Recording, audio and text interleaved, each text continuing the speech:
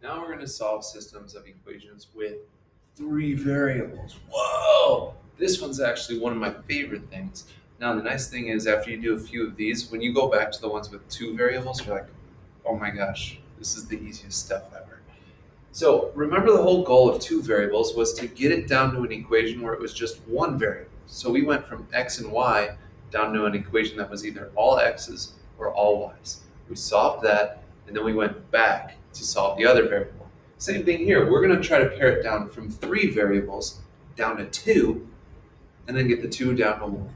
So here's what we are going to do on this one. So number 6 we're going to do together. So you kind of pair off the equations. So we're going to take the first two equations, we're going to bring those together.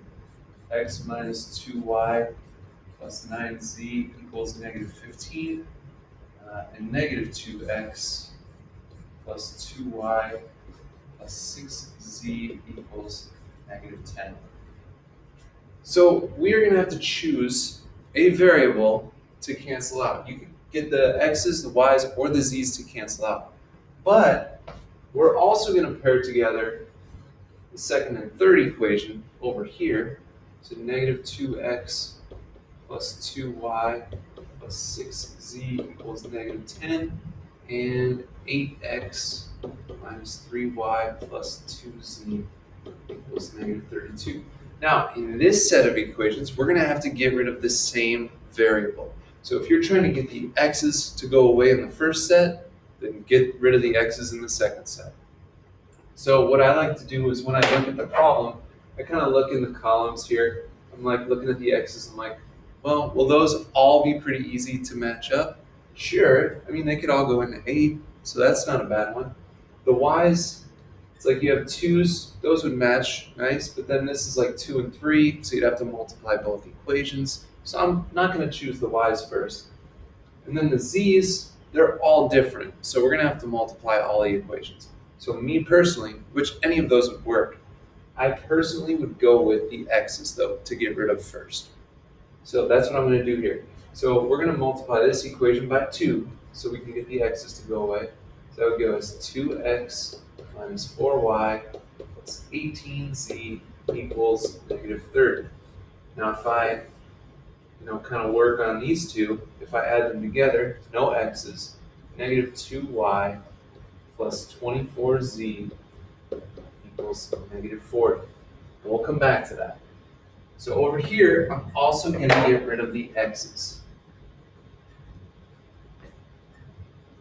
So to do that, we'd have to multiply this equation by 4 to get them to match up. So it'll give me negative 8x plus 8y plus 24z equals negative 40. X is gone, 5y plus 26z equals negative 72. Then what we're going to do is we're going to bring these two together. So it doesn't matter where you bring them, but let's say I bring this one over here, negative 2y plus 24z equals negative 40. And now I'm solving this just like in old systems of equations. It's two variables. We can do that, no problem. So like I'm going to get the y's to match up here because 5 and 2, they could both go into 10. So I'm going to multiply this one by 2 and this one by 5. So the top line times 2 would give me 10y plus 52z equals negative 144.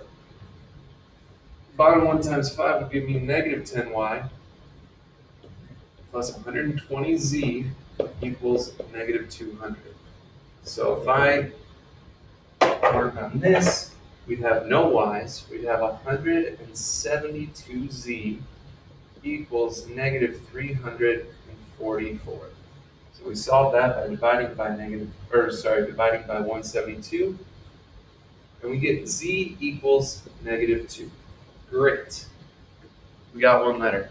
Now, I don't even have time in this video to finish this, so I'm going to start the next one here.